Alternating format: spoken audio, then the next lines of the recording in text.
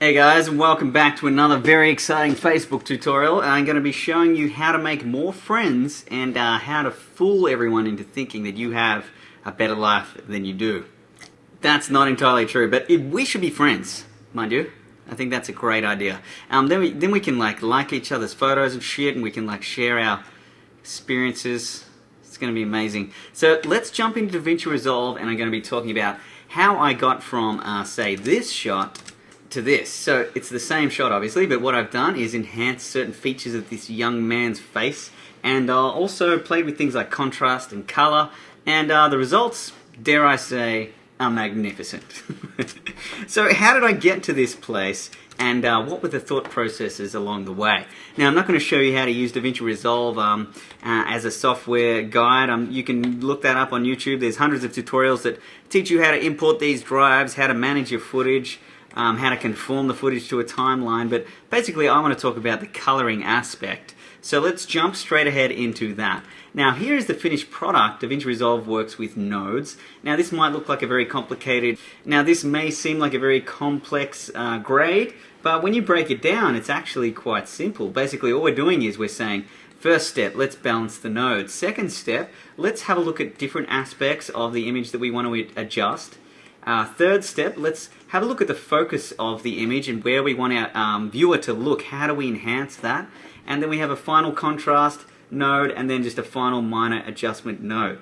But I'm going to go through all of this stuff right now. So let's have a look at the original shot right here. Now it was shot on red. I shot this with my red Scarlet X, actually the very first film that I shot with my red Scarlet X.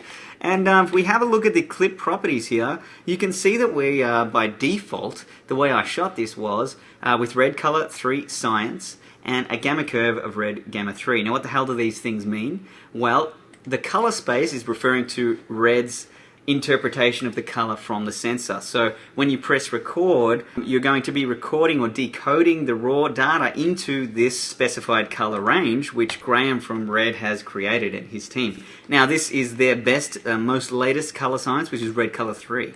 Now remember, these are starting points for our grade. The next thing is the gamma curve. Now it's very important to understand what a gamma curve is, and it's important to understand why it's powerful to be able to adjust that. So when you're shooting raw, you have the ability to change this gamma curve. Basically, a gamma curve is designed to make the image look good straight out of the box. The gamma curve gives the flat-looking raw data contrast, saturation. It gives the image a much more pleasing look to start with. But because we're grading this image, I want to be in charge of that gamma curve. I want to be the one who creates that look. So it's ideal to actually shoot and record in a gamma curve that's much, much flatter than this, because what this is doing is actually already crushing out detail. Even though it's quite a flat looking image, if we go to the decode using clip instead, and I change my gamma curve to red log film, look how much flatter it is again. That actually looks terrible, doesn't it? But the beauty is it's giving us more control, because we are the masters of this color. We want to start from the very beginning. We don't want the camera to do virtually anything in terms of the aesthetics of the image other than give us the most information possible. So that's why people talk about shooting flat, and that's exactly what we've just done here. Thanks to the ability of RAW, we have changed our gamma curve to red log film. Now I do suggest using red color 3. So here we have a good starting point, but what do we do creatively to make this shot really, really sing? Because if you compare these two shots, they're vastly, vastly different. So the first thing we do is we look at the contrast of the image. Is there a black point in this image? I don't think there is. It looks very washed out to me. There's no pure black in here. Now you might think under this little collar here, or maybe that black stripe there is pure black, but hold on a second, let's compare it to this black here. That's pure black.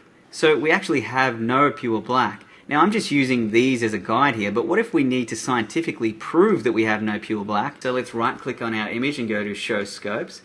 Now what we're going to do for the most of this tutorial is just be using the waveform monitor.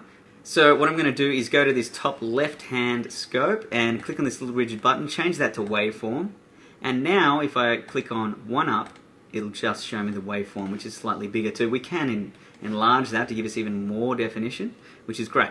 Now we're talking about creating a black point, and if we look at the information that lies on this graph, 0 representing pure black and 1023 representing pure white, we can see that most of our image lies in the center. There is no pure black, there is no pure white. We need to expand our contrast. So what we're going to do that is jump over here to this little wheel, and we're going to play with our color wheels. Now our three-way color corrector, our color wheels, are broken up into 3 sections. No surprise there. Each section, lift, gamma, gain, represents, basically, if you just put it in layman's terms, lift represents your shadows, gamma represents your midtones, and gain represents your highlights. So shadows, mids, and highlights. Now each wheel can play with the color of each portion of that image, so the color of the shadows, the color of the midtones, and the color of the highlights. But we also have this little slider down here which allows us to move those values around. Now what we want to do first is grab our lift and slide it to the left and drop all of our information down to the bottom of the screen. So now you can see right here that we actually have a pure black point. And my guess is that this portion of the image, if we use this as a guide of our visual representation, if we overlaid this graph onto this image, it actually represents everything you see in proportion. In other words, if we jump across this much from left to right and jump across this much from left to right, you can see that there is a pure black point right here. So if we could overlay that on there, that would be cool to demonstrate that. But you understand what I'm saying, right? So now we have created a black point, but the only pure black in this image at this stage is this portion of his backpack strap and maybe a little bit over here on this portion of his backpack strap. But before we jump ahead and just agree that that's pure black, there's something that I need to mention about a cast in the shadows. Now when you look at the waveform monitor, you can see that there are indeed colors, red, green and blue, but there's also variations in color like purple or pink or white. Now what does this mean? Well, it means that when these colors of light overlap each other, if they overlap at all exact equal proportions, the light actually turns white, which means this is a pure white or / grey neutral light shining through. So when all red and green blue channels match, they turn white. This is really important to understand because when you look at the shadows, you'll notice that they're actually blue and green, and the red is sitting much higher. So when you're balancing an image, first we want to create contrast, but we also want to keep note of the color cast that lies within those shadows. So how do we adjust that? Well, let's jump straight to our color wheel this time, and let's slide it around and just look what happens to those shadowy colors. What we want to really do, if we really wanted to balance out these shadows, is we want them to be white. So if we just slide them around a little bit, we're getting a much more balanced black. So now these shoulder straps are actually black. They're not just half black because the red channel wasn't actually touching black. They're actually pure black. But not all portions of our shadow is, but that's fine. So you can see over here that this portion of our shadow realm has red or magenta in it, but that's fine.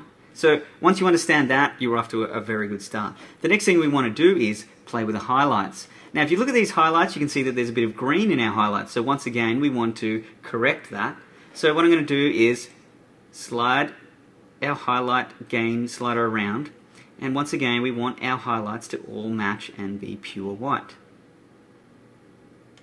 So that's looking better. Now we have almost a pure white. It's got a little bit of yellow in there, but that's fine. It is sunlight, right? And this is actually referring to his hair here. This is referring to the sky over here.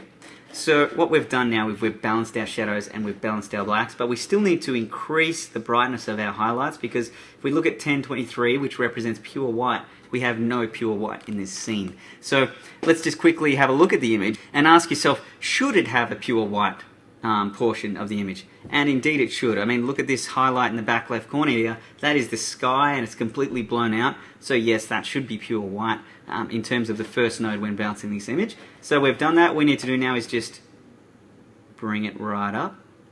And as we've brought it up, we've actually increased colors in red. So we need to balance that out a little bit. So just once again, try and balance that out as best you can and let it hit the roof.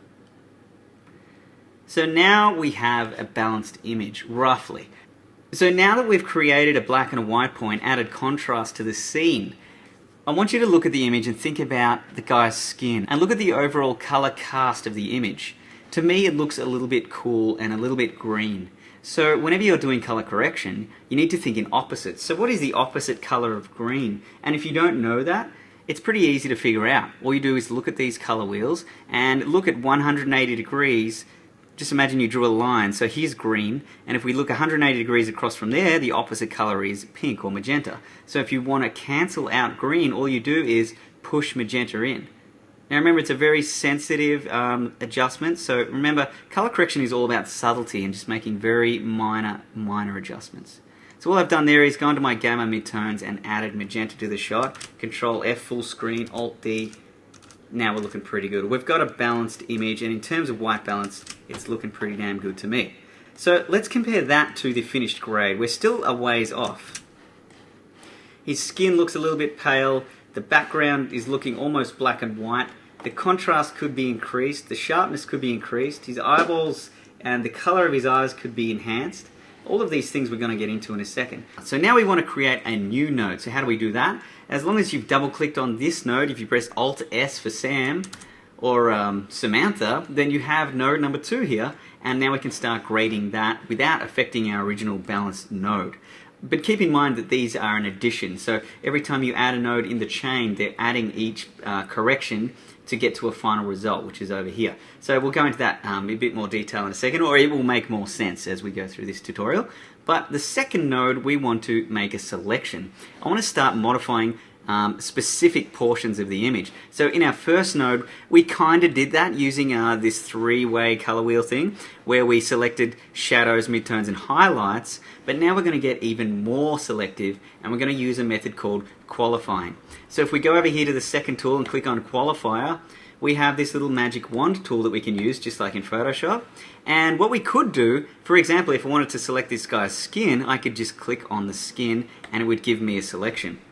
But I want to teach you the ins and outs of this qualifier because it really pays down the track when you're making more difficult selections. So let's turn off that magic wand tool for a second and have a look at the image and ask yourself 3 questions. What color is this guy's skin?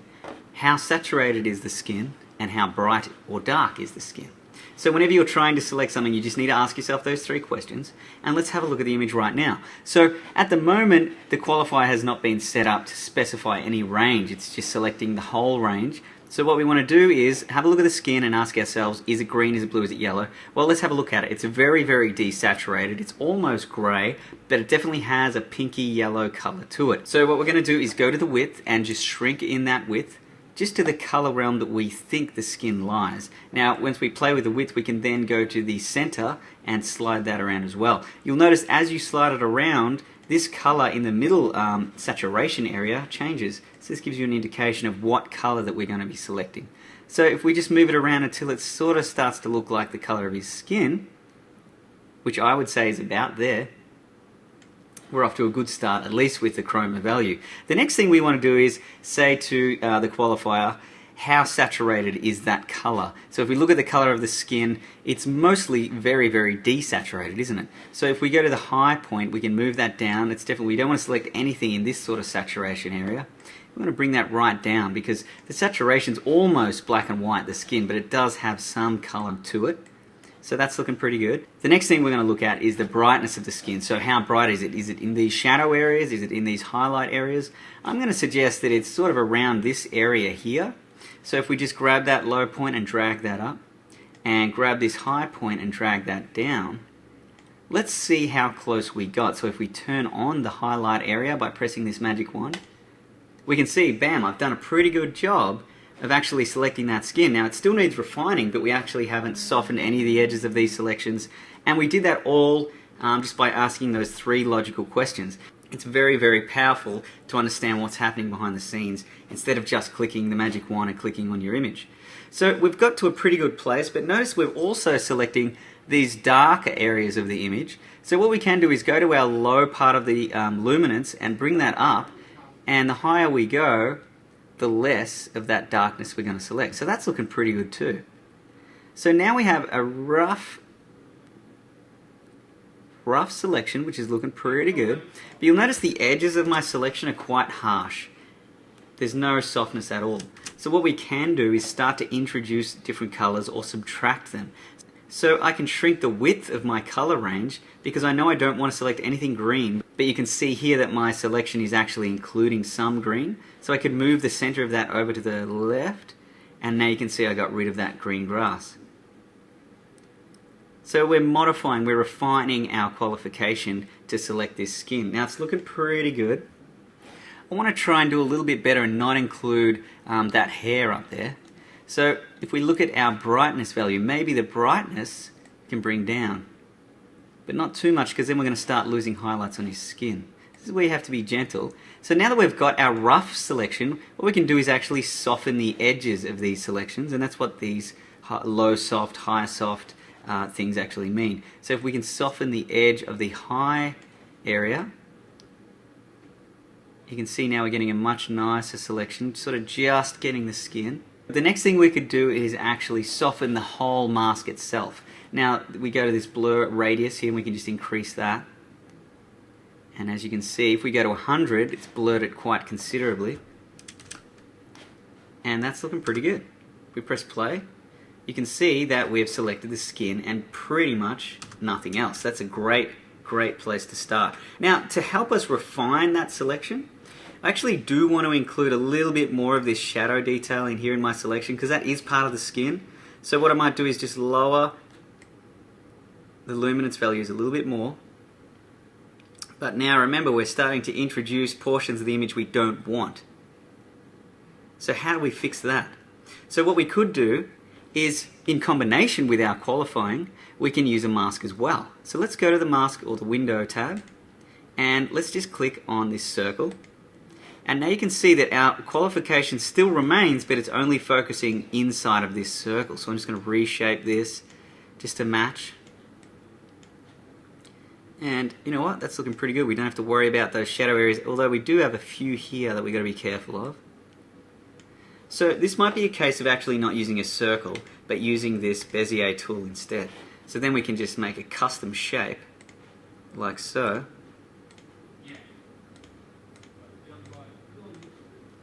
And now we can soften the edges of that shape just by moving the yellow portion, because the yellow portion of the window actually refers to how soft that part of the mask is, as you can see down here.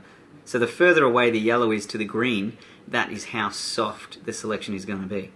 So we can just modify this, and now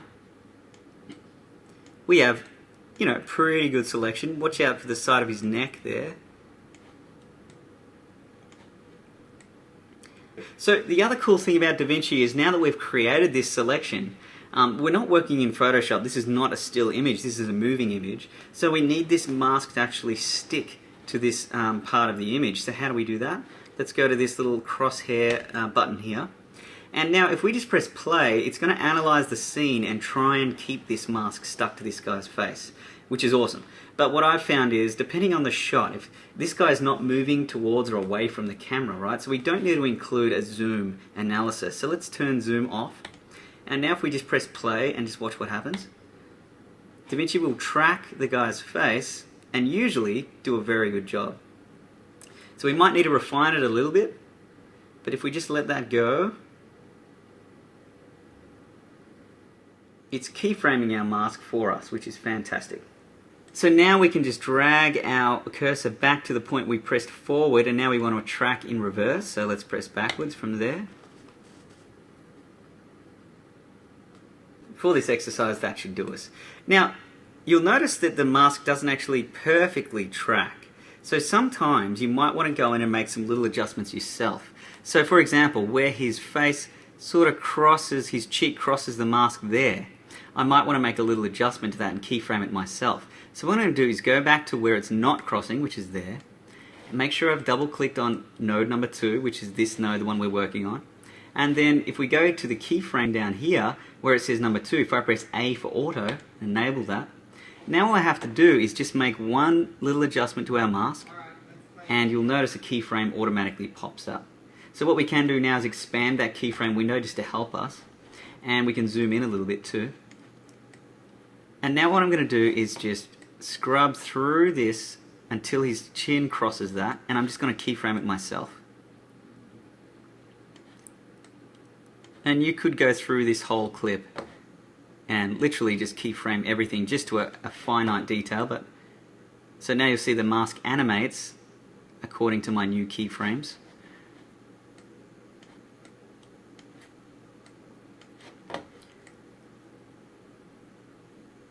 And just have a look at anything else that might need a little bit of attention where the tracker didn't do the best job.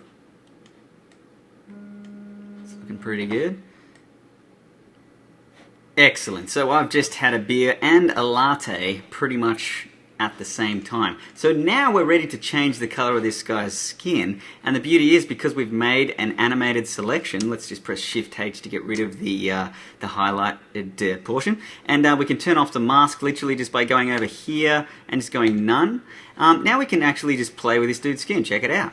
And the cool part is it animates no matter where he goes. So we have the power to create selections like that. It is a little bit fiddly when you first start, but once you get used to this, the 3 questions and playing around with keyframes, although I do hate DaVinci's keyframes, once you sort of get a grasp on that, this stuff becomes a lot quicker and yeah, not so painful, maybe like the last 10 minutes was. So I'm sorry this tutorial is such a long and detailed one, but I really did want to put a lot into it, and since it's my first official, I guess, proper tutorial for DaVinci, I just did want to cover a lot. So next thing we're going to do is make another selection. I'm not actually going to modify the skin at this stage, I just know that it's there ready to play with. When I first started using DaVinci, I just logically thought if I wanted to make a new selection, I would just literally press Alt-S and create a new node. And then, for example, if I did want to select this guy's eyes, maybe I would just grab a mask and just quickly shrink that down, rotate it a little bit, and then grab my qualifier, use the magic wand, click on his eye, and, you know, adjust accordingly. And here we have his eyes, right? It's pretty bad and rough job we've done here, but you get the idea. So we've adjusted his eyes, and that should animate as long as we track that mask. But the point I'm trying to make here is that I've made a selection after the other selection. I've linked these 2 selections, but what is happening here in DaVinci is, like I said earlier, each node is an addition of the previous node. So this selection is gathering information based on what happened before it. Now the problem with that is, sometimes I want to create a selection within inside of that skin, and sometimes maybe my skin selection actually did select his eyeballs somewhat. So what if I wanted to make multiple selections on this guy's face, but not in succession with each other? Is that even a word? It is now. Well, there is a way to do it. So what I'm going to do is just delete that second one, and instead of making a new node after this skin node, I'm just going to go up to, make sure I double click on the skin, go up to nodes, and this time I'm going to go add parallel node. So now I have this sort of crazy looking setup which might look confusing, but it's actually pretty simple. We've got our original balance node here, and then we're going to have a group of nodes that all reference the original balanced node. So instead of creating a selection after this skin selection, I'm creating selections. Let's add another one. Node, add parallel node. I'm going to be able to create multiple selections that are all stemming from this original node, and that's a really powerful and useful technique. So let's go ahead and get started. I am going to go ahead and select this hair because I want to be able to have the option to play with the color of that hair. So I'm just going to double click on node 4, rename it, right click and change the label to hair. And once again, I'm going to go into my mask, and actually before you choose a mask, always just try and make a selection just with the qualifier. We're not going to go into the 3 question phase here. I'm just going to go automatic style, choose the magic wand and click on his hair. Just clicking around until you find something that gets most of the hair and nothing else. Now I want to increase the range of hair that it selects based on luminance, so I'm going to lower the shadow area so it starts coming in like so. So maybe to refine the edge of this, I could just increase the blur radius, and now we have a pretty good selection of his hair. It's not too bad, but what I might do is just lower it even more because I really want to try and get that whole head of hair. But you'll notice it's starting to introduce his skin. So how do we get around that? Well, we can refine it by changing our color selection. Notice our color selection is in the red realm, but with the hair there's actually no red in that hair, or virtually no red compared to the skin. So all we need to do is close the width of this and just shift it to the right, and hopefully we're starting to get a better selection, which we are. So we've done this without an animating mask, which is really, really cool. And we can expand the radius of our selection too, just slightly. And that's looking pretty damn good. So we could, just for the hell of it, get rid of these extra components that have been selected by using a mask, but this time it'll be a lot simpler. So I'll just use a window and use a round one this time. And we just sort of plonk it there. And once again, just go to the tracking palette, turn off the zoom for this particular shot. And now what we do is just press play and just analyze the frame. So it's going to do a very good job of that, I assume. And hell yeah, it is. So, once you've tracked that, just go back to the starting point where you started tracking, and you can just always go reverse as well and just track backwards. So just for the sake of this tutorial, I'll just use this sort of inner section here. Keeping in mind though that if your subject does walk off the frame, that's usually when the tracker stuffs up. So how do you combat that? Well, this is where you need to do your own specific keyframes. So for example, at the end here, the tracker would most likely stuff up and need a little bit of help. So what you would do is, you go to that end frame just before he walks off, and you need to double click on the layer that you want to keyframe, which is number 4. Go down to number 4, enable auto keyframes. Just move the mask slightly, and a keyframe should pop up down here. And then just scrub through the timeline until he walks off shot, and just drag your mask manually. So if we scrub through this now, you'll notice the mask is animated between those 2 points. And then you could go to the middle and just refine it a little bit. And just refine it again. And again. And there we go. So not only did we use the tracker to help track most of the shot, but in problem scenarios like that, you just need to enable auto keyframing and do it that way. So now that we have our hair tracked and our skin tracked, we're looking pretty good. Let's jump straight on to the next one, and this time I'm going to select his eyeballs. So I'm just going to zoom in here, and once again I'm just going to create a mask straight away and just shrink that down, just so it's only just like a pair of sunnies, really, because we're going to use a qualifier to help us. So once we've done that, you could just go straight to your tracking and just start tracking. See how it goes. So it should do pretty well. It's nice high contrast, good detail. The tracker should be fine sticking on those eyeballs. It seems to be doing a good job there.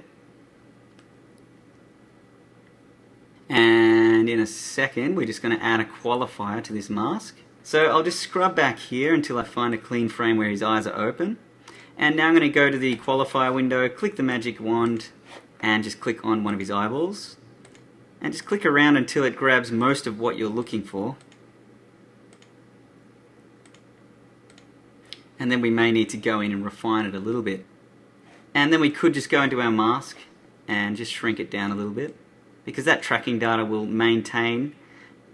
So that's looking not bad, not bad. So let's right click, change label, call it eyes, and if we press Shift H and we just change the view to none, now you can see that I can increase the brightness of his eyes. I mean, I haven't done the best selection there. Put some blue in there. And if I press Control D and turn that on and off, you can see what I'm doing there. So obviously we can do a better job, but you get the idea. Now the beauty is that all of these selections, the skin, the hair, the eyes, are all based off this original balanced image. So they all have full data to be able to track from and key from. Now this parallel node here actually isn't very useful for us in this particular example, but it's absolutely necessary for this setup. So basically we have our balance node on the left, our parallel node on the right, and now before we go any further we need to add another node. So now we have our group of selections. There's one more selection I need to create, and that is the shirt. Just because I feel like the shirt is a little bit lacking, it looks a little bit grey or blue, and I really want to make it white and crisp. So I'm going to create one more selection. So if we just double click on the top layer and we go nodes and add parallel again, then we'll have an extra one there. Right click on that and just call it shirt. and double click on that node, go to our qualifier, click on the magic wand, same stuff, and just click on the shirt. Now straight away DaVinci's done a pretty good job there. It's going to increase the highlight range. And if we turn the hue off, let's just see what happens. Now what I'm going to do is actually draw a mask around the shirt, but in some instances, this is why it's handy to understand this 3-question system. What color, how saturated, how bright. Because when you're making a selection, sometimes you actually don't want to include color information. For example, this shirt, it's mostly luminance, and for me to get a clean key, I need to actually tell it turn off the hue, and now you can see I've selected the edge of that as well, which is great. The only problem is now I'm selecting all variations of saturation and luminance, which does include the color red. So what are we going to do about that? Well, I'm just going to draw a mask around it, and that's going to help our selection. But I am going to just increase this high range all the way to the top. So then I'll just go to our mask, and I'm going to use the Bezier tool this time and just draw a nice, when I say nice, a quick matte around that. And yeah, just refine that a little bit. And what I could do is just increase the blur radius.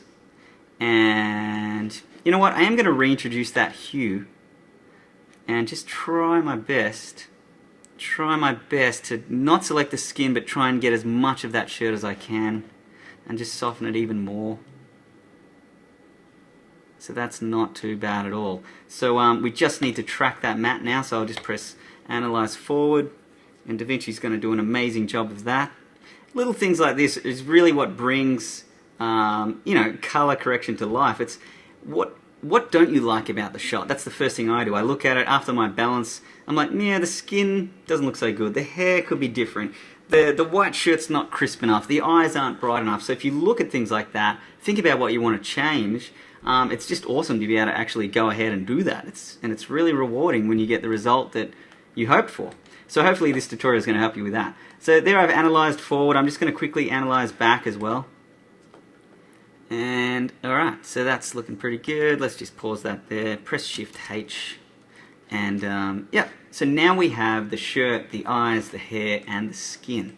This is really, really cool. So I'm just going to reset those eyes because I did play with those before.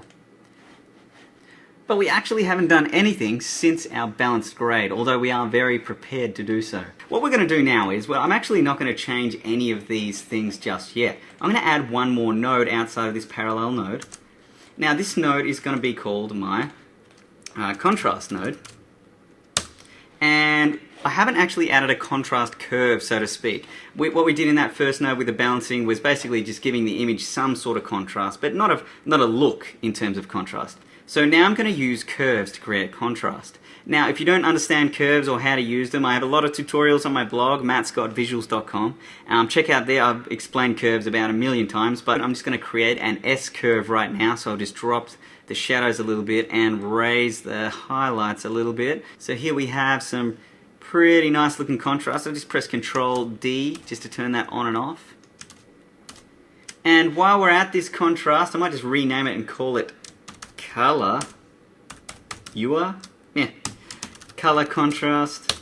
So it's both. And what I could also do is increase saturation by 10. So now the saturation's increased, the contrast is increased. If I just do Control D just to cancel that node, we can see the difference there. So I actually haven't changed any of these components yet. All I've done is balance the shot and added a contrast curve. So it's starting to look a lot better.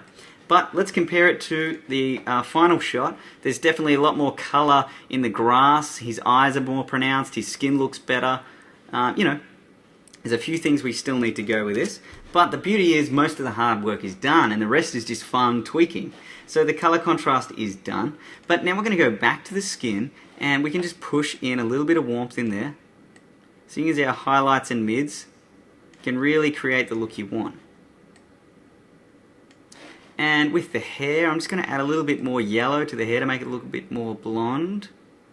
And with the eyes, I'm just going to increase the luminance of the eyes with the highlight slider and then the gamma slider.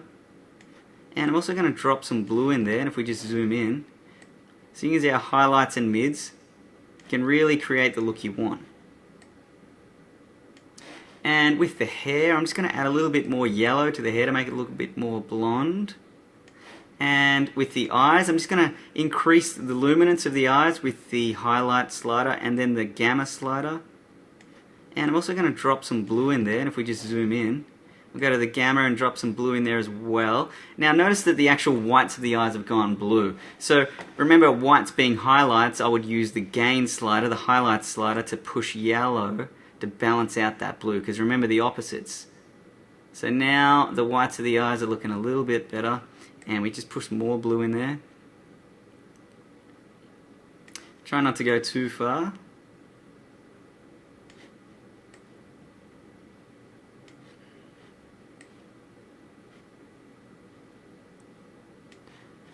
And if we look at the before and after,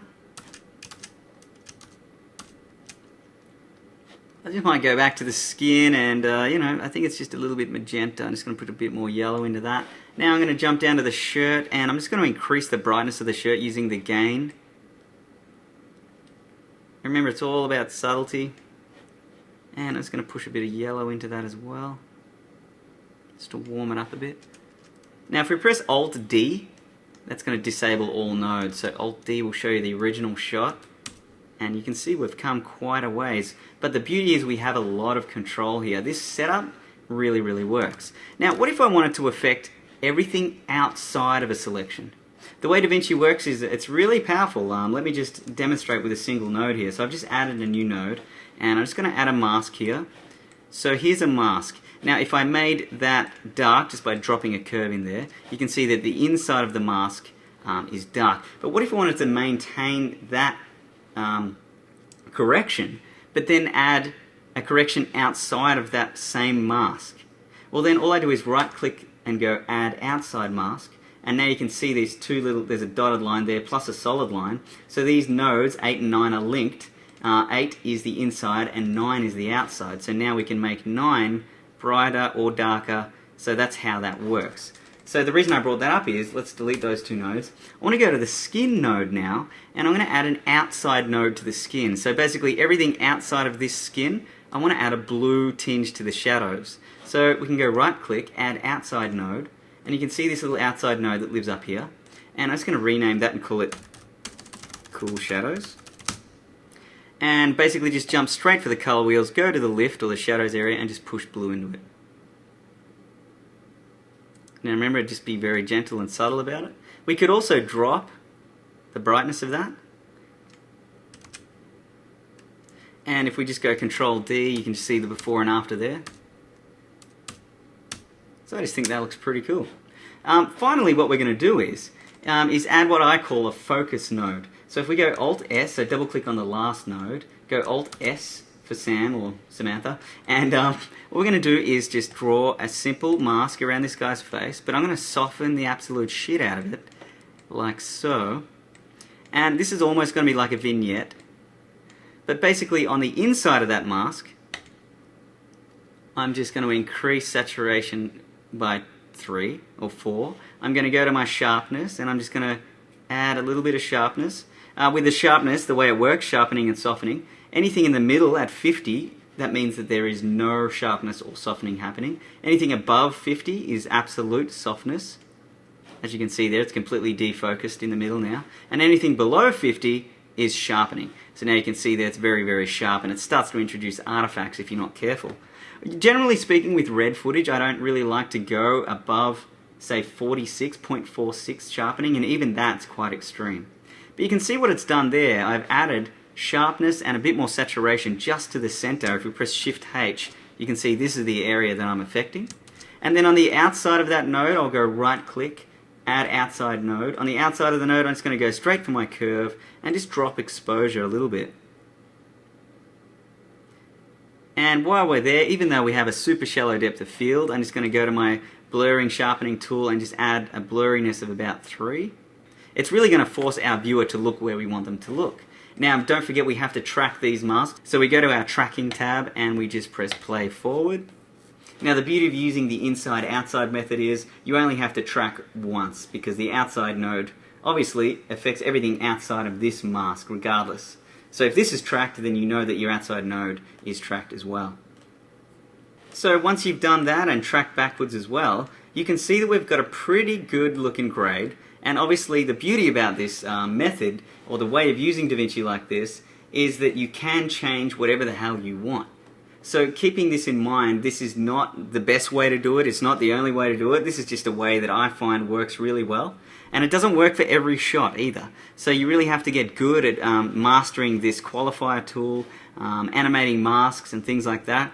But also just get good at looking at image and thinking, what is going to look good? What can I enhance in this shot? And even now when I look at it, I feel like his face could do with a little bit more light. So we could in fact go back to this number 9 node, click on the mask, shrink it down a little bit, and actually just increase brightness there. Just a tad. And that's looking pretty damn good. So yeah, that pretty much wraps up my tutorial. Hopefully this was really helpful for you guys. DaVinci Resolve is a little bit daunting when you first jump in, but once you start understanding nodes and the power of nodes, but also understanding these simple tools and how they can really, give you a lot of flexibility and freedom with color, you're going to really start enjoying it. And it's actually a really empowering process to learn color correction, especially since, a lot of cameras are going raw these days. If you don't understand how to get the most out of your image in post, you're going to fall behind. So not only is it good to stay ahead of the game, but like I said, it's also very rewarding. So check out my blog, be friends with me on Facebook, and yeah, there'll be more tutorials to come. Thanks for listening. My name's Matt Scott, and I'll see you next time.